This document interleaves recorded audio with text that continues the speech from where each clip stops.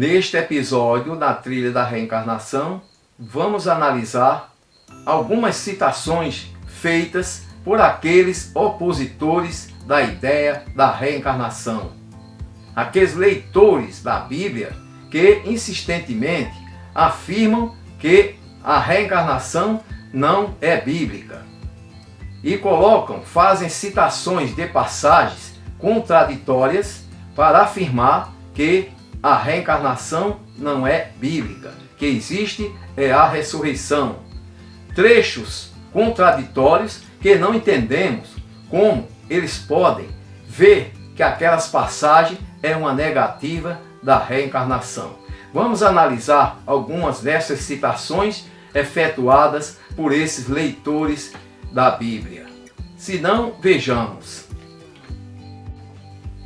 Agora preste bem atenção nestas duas passagens e faça a comparação.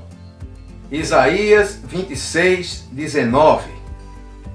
Os teus mortos reviverão, e os cadáveres se levantarão.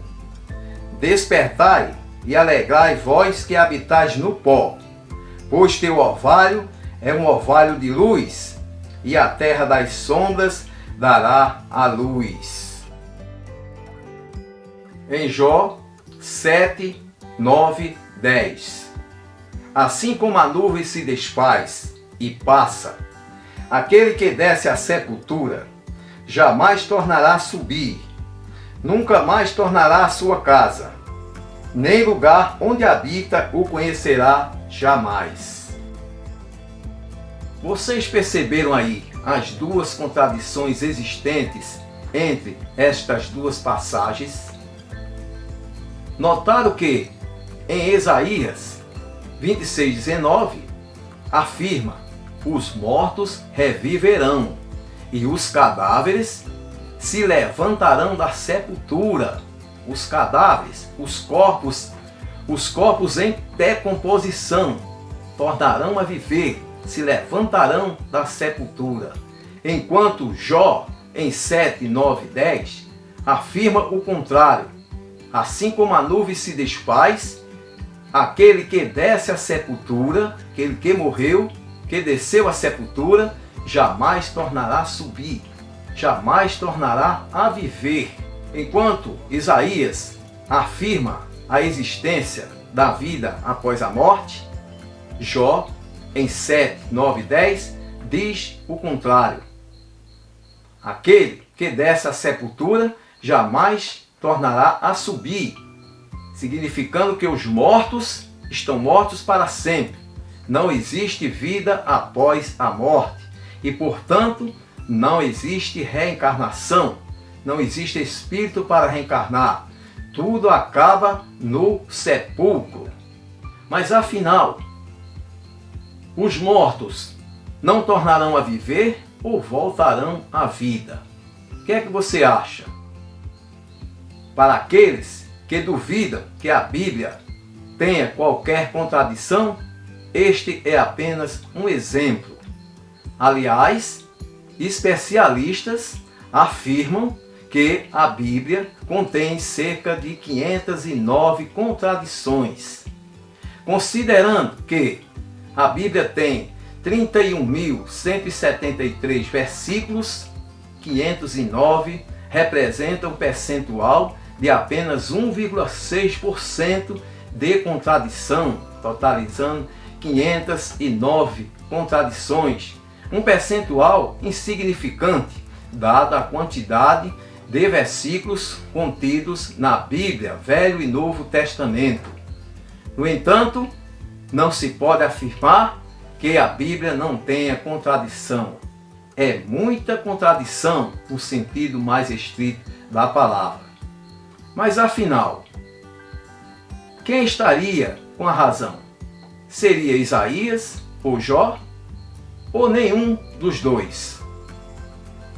Precisamos compreender e deixar bem claro que a Bíblia é um livro que usa metáforas, figura de linguagem. Não podemos compreender a Bíblia lendo e interpretando ao pé da letra. Isaías fala que os mortos reviverão. Esses mortos reviverão não se refere ao corpo que está sepultado, que se decompôs. Se refere ao espírito que viverá sempre. Levantarão do sepulcro. Levantarão da sepultura não significa que os mortos vão ressurgir. Se levantar, os mortos, corpo físico, está se referindo, aí o sentido é do corpo que vai nascer, que vai se levantar, sair do ventre, nascer. Aquele corpo novo que foi gerado para reencarnação do espírito. Jó se refere descer à sepultura. Quem é que desce à sepultura? É o corpo físico, o corpo corruptível, não o corpo espiritual. Esse não é sepultado no ato da morte. O corpo espiritual, o espírito, esse não é sepultado. O que é sepultado é o corpo físico, que vai se decompor, que vai virar pó e que não mais poderá nascer novamente. Esse corpo que morreu jamais tornará a viver. Agora, muitos opositores da ideia da reencarnação, leitores da Bíblia, ligados a uma corrente evangélica ou católica, costumam citar estas duas passagens como sendo uma negativa da reencarnação. Em nenhum momento estas duas passagens negam a existência da reencarnação.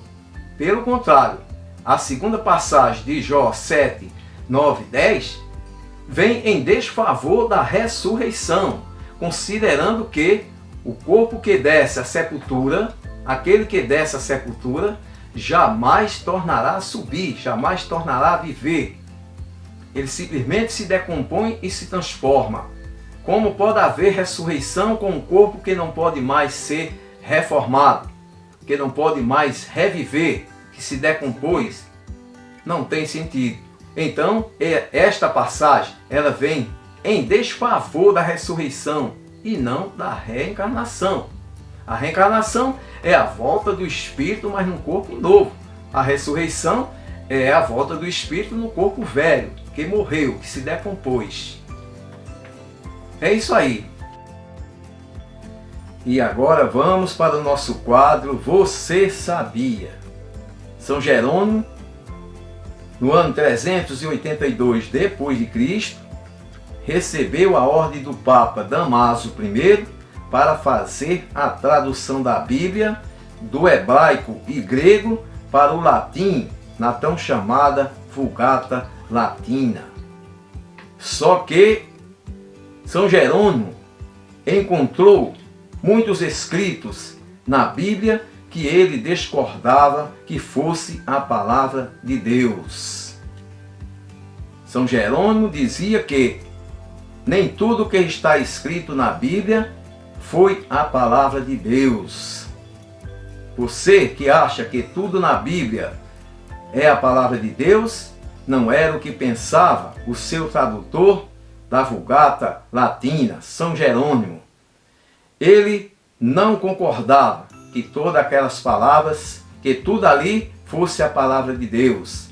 No entanto, ele foi ordenado pelo Papa Damaso I para fazer as interpolações, transliterações e alterações devidas na Bíblia.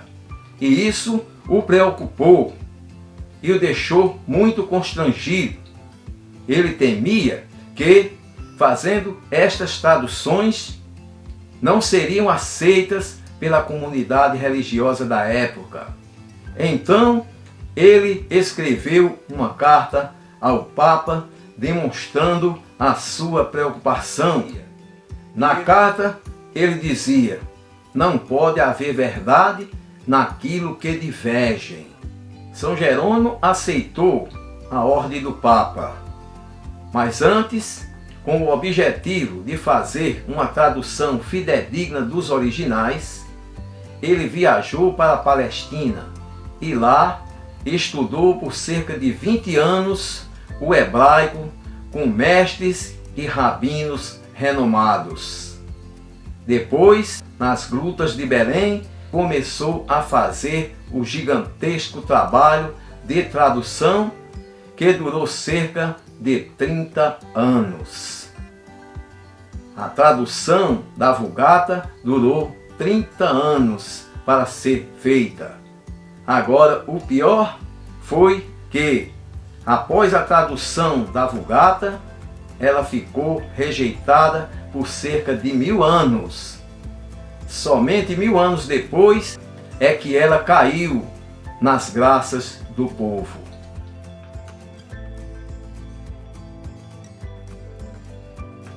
Talvez o que você ainda não sabe é que São Jerônimo, antes da tradução da Vulgata, fez uma tradução também em latim daquelas Bíblias encontradas nas mãos de inúmeras igrejas. Essas antigas versões latinas são conhecidas pelo termo de Vetus Latina, o latim antigo.